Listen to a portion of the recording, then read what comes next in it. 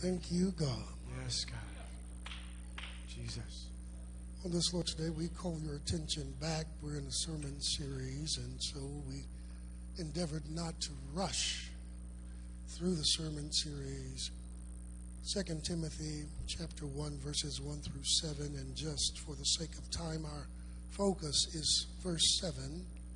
For God hath not given us the spirit of fear, but of power and of love and of a sound mind. And we're dealing with the theme New Year, New Day, New Me. And the sermon from this particular verse is we have it. God has given us what we need.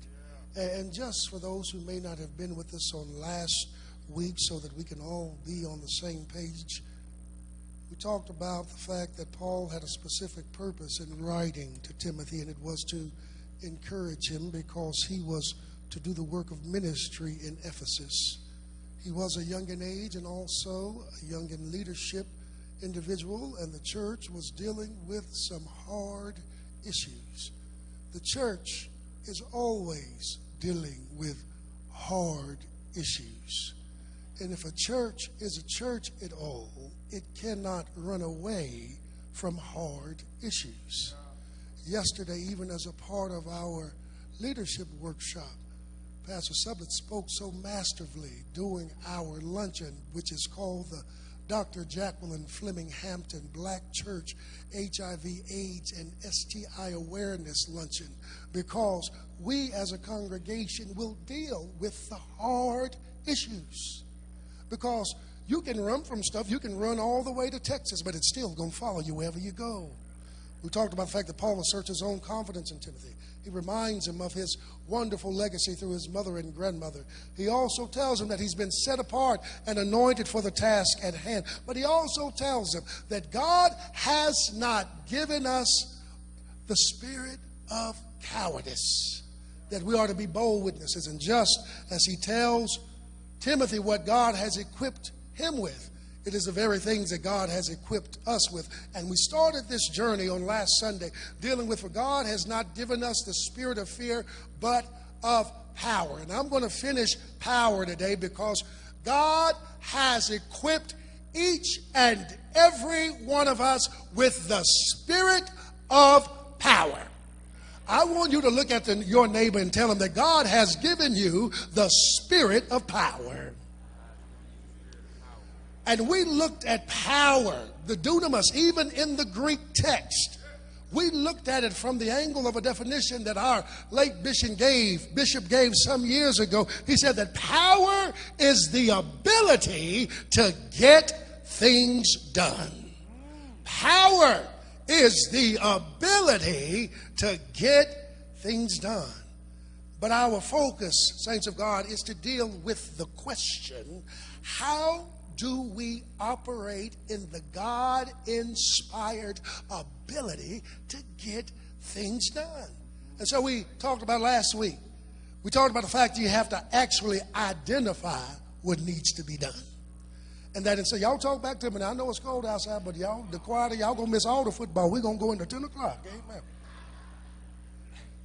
That instead of trying to do 15 things mediocre, you need to find 3 or 4 or 5 things and do them well.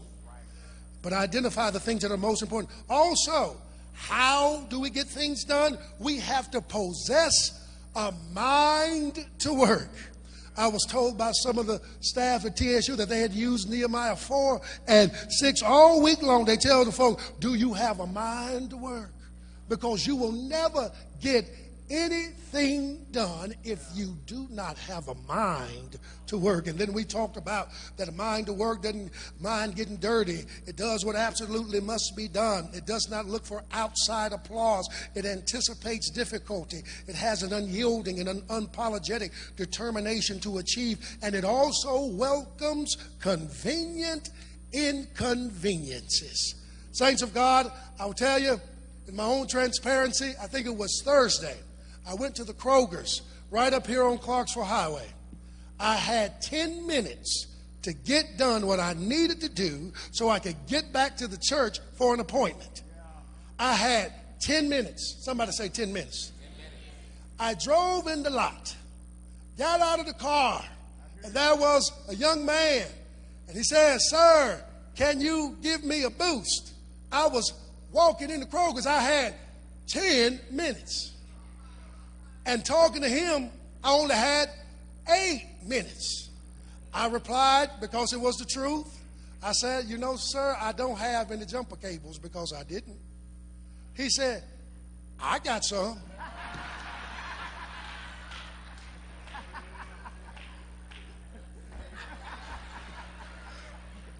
I said, "Hold on a minute." I walked back to the car, pulled the car around, and opened up the hood. Now, for those who know me, I don't know nothing about cars, so I usually don't open up my own hood. I take my car to the shop. So I was fidgeting like I knew what I was doing. Couldn't figure out where I knew where the positive plug was, Deacon Moore, but couldn't find the negative charge. So that took me another 2 minutes. We've gone from 10 to 3. Finally, we got it going, but his car wouldn't start. I said, "Sit down. Let's sit here for about 2 more minutes." I said, "Just push on your gas." I'm going to push on my gas. Finally, the car started. Took off the plugs and whatnot, and he started to cry. He said, "I've been here for an hour." A young man, no more than 23. He said, "I've been here for an hour, and no one, even though I had the cables." He said, "Thank you." He said, "Thank you." And this hard-looking young man, he just, "Thank you. Thank you." You never know what God is doing. Some of us do not want to be inconvenienced, and you will miss the move of God, because our foreparents told us that he may not come when you want him. But when he comes, he's right on time. That lets us know that God's timing is not our timing. We also ended last week with emphasis on engaging in clean up and clean out. Lay aside every weight and the sin which does so easily beset us. And we ended last week talking about issuing Operation Shut Down. That we had to shut down some negative talk, some negative folk, even if it meant it was just going to be us and God. I want to pick up today. Get your pens out. Pick up today. Operating in the spirit of power. Number 4. When we operate in the spirit of power and commit to get things done, listen, saints, we make a commitment to God and then to ourselves that we will only own and name ourselves by what God has named us. Oh, y'all better hear what I'm saying.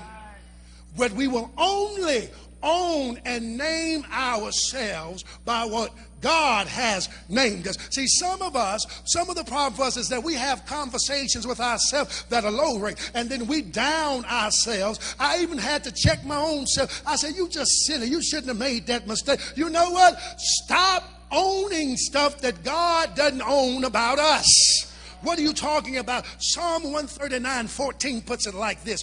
When you look at who you are in the creation of God's concept, it says, "I praise you, God, because I am fearfully," y'all ain't talking to me, "and wonderfully made." Your works are wonderful, and I know that. See, that's why you need to know your value. You need to tell your neighbor, you better know your value. If you are fearfully and wonderfully made in the sight of God, you better stop owning and naming yourself by stuff other than what God has owned and named you. I don't care. I don't care how bad you've been. That's why we keep teaching in this church. Don't you ever talk about somebody who's in jail, because those are the caught and we're the uncaught. Am I talking right over here? Because all of us got some stuff now that we could have got. Oh, y'all better. I know y'all all holy now, but you ain't always been here. I know I'm talking right in this church today. That when you understand who you are, you will name yourself, even if you have messed up and you have got it right with God. You better name yourself, I am forgiven. Folk might want to tell you to get at the end of the line. You might be at the end, but don't you take that as your permanent location. You better tell them, I am the head. You might not have any money in your pocket today, because some of y'all don't live in Mumford, Tennessee, so I expect that y'all didn't win the Mega Million. Powerball, I mean. Didn't nobody call the pastor with a love offering, so I guess y'all still going to work tomorrow, amen. But even if you don't have anything, you better still get up and say, I'm blessed. You better still declare, this is going to be my best day. You better tell somebody, even when they try to minimize what I am chosen, I am favored, I am prosperous, I am a part of a royal priesthood, I'm a part of a holy nation. And even when you mess up, you better get up and say, I am one who can confess that I have sinned against God and I receive the forgiveness. Oh, y'all ain't hearing what I'm saying. Don't you let folk take you to the left this year. You better snatch back your kingdom identity.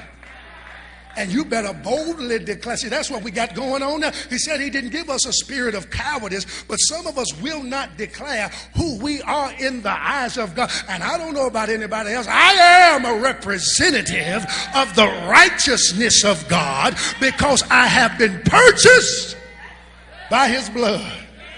See, that's why I think there's certain songs that ought to cause something to happen in your spirit.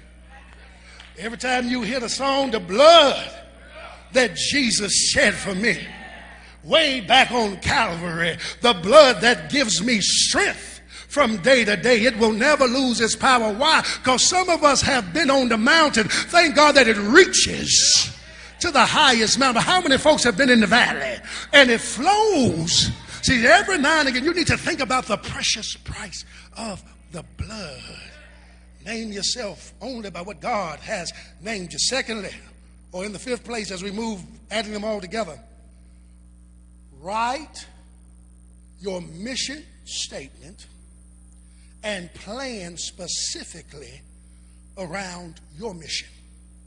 If you're going to operate in the spirit of power, write your mission statement and plan specifically around your mission.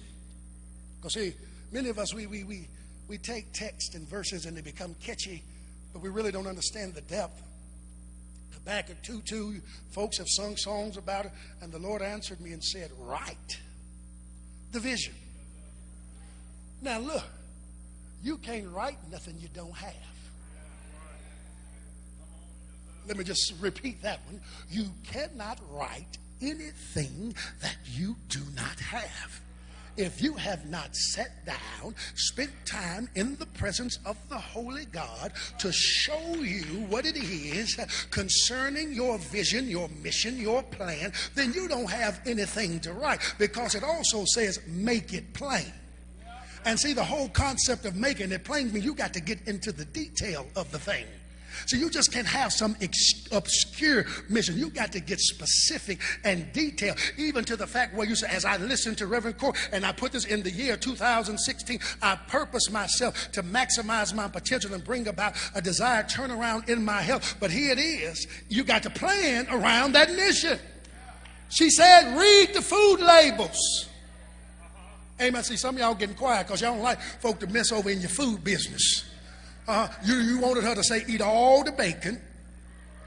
She would have got up and said, eat all the pork chop and the chitlin. Some of y'all would have just eat all the, because she didn't say that. But you have to plan around your vision statement. Because this is why it's so critical. When you plan around your mission, it helps you to focus on your assignment. Tell somebody you got to focus on your assignment. And then it also helps you to know in what direction you are headed. And if you find yourself headed in the wrong direction, at least you got something that will keep you going and bring you back. See, even in this church, when we do premaritals, one of the exercises that we do is that you have to write a mission statement for your family. And I tell them it's important that you do that, Because when you start having children, when they want to tell you what they're doing over at JoJo house, read the Johnson family mission statement. In the Johnson house, we glorify God by us. And if that ain't in our mission, you need to leave that over at JoJo house. But see, some of us, we don't even have mission statements for anything we do, so that when we get off track, we don't have anything that will pull us back. Also, this is critical. Having your mission statement and planning around it, also, this is so important. Helps you to stay in your lane. Oh, I'm talking right in the church. All ain't saying it helps you to stay in your lane. One of the things that I marveled at about Brother Terry Teasley, he's gone on to be with the Lord, but he used to be over our intercessors. When folk would ask him, he used to be a musician back in the day, used to sing. And people would say, well, Brother Terry, can you sing? He said, mm-mm. He said, I don't do that no more. He said, because my calling is specifically to intercession and deliverance. He said, that's the lane I'm called to in this watch of my life. See, when you have mission and plan around your mission, you will stay in your lane. That's some of the problem why some of us are considered to be busybodies. We want to be in everybody's business. We want to be a scientist, and God called us to be a teacher. I know I'm talking. Y'all ain't saying that. That's all right in here. It'll help you to stay in your lane, but then also write this down if you don't write anything else down. It will help you in informing others of why you will not be doing certain things that they think you ought to be doing. See, there are a whole lot of folk who got opinions about what you ought to be doing. Am I talking right in here? And I told you last week, a lot of the folks with the opinions sure don't have no money to put on it. But when you understand your mission and you have planned around your mission, it will help you to tell folks, no, I don't do that. I'm not going to do that, because that is not on what God has assigned to my life. But you have to be comfortable in getting to the place where you stop worrying about what other folk think you ought to be doing. Amen, amen. Number 6, I got number 5 on there, but it's number 6. As you operate in the spirit of power, you have to understand that in getting things done, it's not just about or for you. What God has assigned to your hand, it's not just about, it's not just for you. In fact, sometimes what God has assigned to your hand, you don't see the full manifestation in your lifetime. Oh, y'all better talk to me now. Because there's some people, I even think about this church. And I thought about Mother Ann Boone Weekly, who had a dream. She saw a white towered church with a pool of water sitting in front of it. Mother Ann Boone Weekly never lived to see a white spiral towered church with a reflecting pond in front of it. But she saw it in a dream. She revealed it to the pastor. She shared it with the saints. It bore witness in the spirit. But hear me now, she never lived to see this sanctuary built. Because sometimes what God gives you is not for your lifetime. Oh, y'all better talk back to me in this church today. Because see, some of us are the recipients of what God showed your great-great-great-grandmama, who had a 4th grade education, who worked in the fields, but she could see the great-great-great-grandchildren graduating from TSU, Fisk, Mahara, American Baptist, Vanderbilt, Belmont. She could see, but she never saw you do it, but she saw it in the spirit. So she labored where she was. She put up when she could, because she saw down the road, but she never saw it in her lifetime. Because sometimes you are the one who plants. Oh, because here's what the Bible says. One plants, another waters, but it's the Lord who gives the increase. But never diminish the role that you are supposed to play, because there's somebody who's depending on you to play your part, both in the scene, and some have not yet been born. Thanks to God. That's why I love Deuteronomy 30:19. It says this day, as it's talking about this whole notion of blessing and cursing, this day I call the heavens and the earth as witnesses against you that I've set before you life and death, blessings and curses. But here is the key. It says now, you choose life. But here's why choosing life or that which is of the way of God is so critical. Here's the important. It says so that you and your children may live. So that the choices we make in operating in the spirit of power, the decisions we make, good, bad, right, wrong, are not only about us, they're about everybody that will come that's connected to us. Because see, some of us can tell the truth. Some of us inherited some bad baggage because of some bad decisions that somebody else made. Oh, y'all ain't talking to me. Because see, don't nobody like when you meddle in that kind of business. When you do certain things, it is not just going to affect you.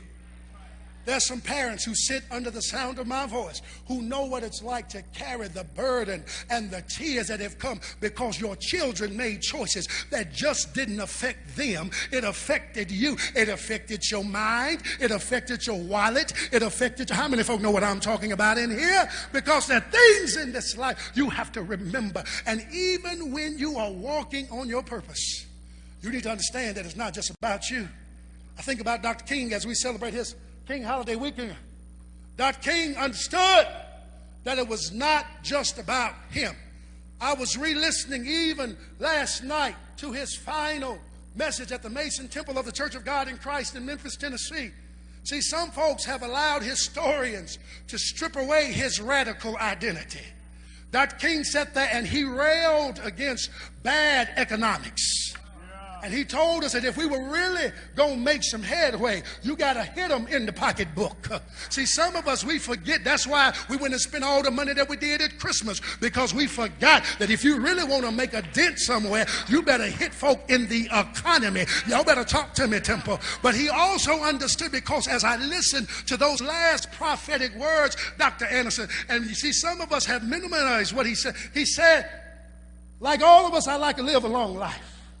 He said, but longevity has its course. He said, I just want to do God's will. And then he ends off, he's saying, now, I may not get to the promised land with you. He said, but we, as a people, will get to the promised land. See, he understood, because I just believe that sometimes we serve the kind of God who will give you a glimpse of what's about to happen. And I think Dr. King saw that his days were short. But he said, I may not get there with you, but collectively, it ain't about Martin King. It's about the whole of God's people. And some of us, we've got to get that in our spirit, that it ain't just about us. It's about the whole of God's people. It ain't just about your children. Somebody else got some children, got problems. It's about the whole of God's people. It's not just about Temple Church. God got churches all over the world. It's about the whole of God's kingdom, because what you do will affect those near and far. When John Lewis joined others in coming across that Edmund Pettus Bridge, it wasn't just about them. It was about us. All of us, so that we could all have the right. When Daisy Bates and the Little Rock Nine marched into Central High School in Little Rock, Arkansas, while they were throwing rocks at them and hitting them in the head, but they kept on walking. And then we got children, oh, I'm finna go there, that go to White's Creek and all Pearl Cone and McGavick and all Hillwood and all the other high schools who take for granted what had been paid. Y'all better talk back. These young people sitting and folk knocking them out of their desk, and folk thinking that it's silly to be on the honor roll. You better send that back to hell from where it came. Somebody paid a price. Freedom riders getting buses bombed. And here we are acting a fool at the mall. Oh, y'all better, I know y'all don't like this kind of teaching, but it's truth teaching. We better remember that somebody paid the ultimate price, that their life was taken, of people of all races, so that we could be in position to go and do what we do. Let me give this, I got two more and then I'm through. When you, this is the one. Mother Waller, this is the one that was most personal for me. that when you operate in the spirit of power and are committed to get things done, Dr. Stallworth, you do not apologize for God-birthed opportunities, and you do not apologize for your God-sanctioned success. Wow. That's good. Because see, Deuteronomy 28:6 says you will be blessed when you come in and blessed when you go out. Don't you apologize when God opens you up that window of opportunity. That you don't you diminish that God did it. In fact, you better open up your mouth and bear witness. You ain't got to tear up the workplace. You ain't got to knock up, but you can say God did that. How many folk know what I'm talking about? Some of us have labored in prayer, asking God, God, please give me an opportunity to do this and that. God, please open up the door. And when God does it, don't you ever apologize for what God has done. And when God makes you successful, you give God the praise. But don't you ever be embarrassed. Sometimes I used to be embarrassed when they would call on me to do certain things. Let me tell you something. I said, now I thank God that He trusts me enough to take certain opportunities and give Him the credit for what He's done. Because after I give God the credit, I got a whole family that deserves the credit. See, then you get to yourself at the end of the line. Somebody knows what I'm talking about. You wouldn't be where you are if God had not gone before you and worked on the financial aid officer's heart. You didn't deserve the money. You didn't even have the GPA. But Dean Cade prayed and asked the Lord to just direct him. And that's why you got what you got, because God laid it on somebody else's heart. You should have flunked the ethics class, but Dr. Anderson prayed and saw God and said, I'm going to give you a C for at least showing up and turning in the paper, because C stands for could have been an F. Somebody knows what I'm talking about in this church today. And when God gives you a great success, you give God a great praise. Don't you apologize when He give you opportunity to go places you ain't never been. Young folk, if God let you be on the honor society, you better walk up there like you got good sense and worry about your question them later. You get a scholarship opportunity, you better step up there and tell God, I thank you. Because God doesn't have to be as good. Y'all know what I'm talking about in this church today. Don't apologize for God-birth opportunities and God-sanctioned success. Last thing today, this is I'm through with the spirit of power. How do you operate in this God-birth ability to get things done? Let me tell you, this is not deep. You take one step at a time. Psalm 37:23, I don't think I'm going to be hollering too much in this series. It says that the steps of a good man and a good woman are ordered by the Lord, and he or she delighteth in his way. If you're going to operate in the spirit of power, stop trying to take 7 steps at one time. Take the first step of faith. And then what you'll do, you'll see God work. And then take the other step of faith, and you'll see God building upon what He did with your first step. And if you keep moving, what you will realize is that God is taking every step and allowing it to swell up into some momentum that you never thought you. How many folk know what I'm talking about? And let me tell you something. If you're going to operate in the spirit of power, you're going to have to prepare yourself to take some calculated leaps of faith. You cannot stay on the shore of convenience and familiarity. You cannot stay in the safety zone. I'm talking to my own self. You're going to have to take, sometimes your first step will be a giant leap of faith. But let me tell you something about taking a leap of faith. I'm not talking about taking a leap. I'm talking about taking a leap of faith. When you take the leap of faith, let me tell you where God is. God is on your backside to give you the strength to get up in the air and to take the leap. But let me tell you where he also is. He's on your front side to be your cushion as you come down from taking the leap. And what God will do, he'll put some hedge on your left and your right side, that when the enemy thinks he's going to be able to get you off of your path, he'll say, oh no, that's why you've got to stay under the shadow of the Almighty, because when he has you on the front, in the back, and the right and the left, can't no demon in hell keep you from getting where God desires. Is there anybody in the Temple Church today who's willing to operate in the spirit of power by taking a leap of faith? You're going to stop worrying about what they said you couldn't do. You may not have the money right now, but still get in position to take the leap of faith. You may not have any cheerleaders right now, but get in position to take the leap of faith. You may not have anybody else to tell you to keep going, but get in position to take the leap of faith, because when you take the leap, you're not taking the leap by yourself. How do you know, Drumwright? All I can do is tell you what Jesus said. Jesus said, and lo, I am with you. Tell somebody he's with you. Tell a few folks he's with you. Tell a few more folks God is with you. God is with you. God is with you. Put your hand on yourself and say, self, God is with me. And when you take the leap, know that God will go before you and work everything out. Is that anybody's experience with God?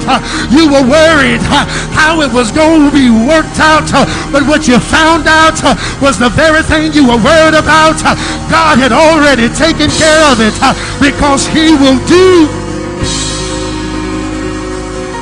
what no other power, Holy Ghost power. Can anybody know about this kind of God? If you know about him, tell the Lord, thank you.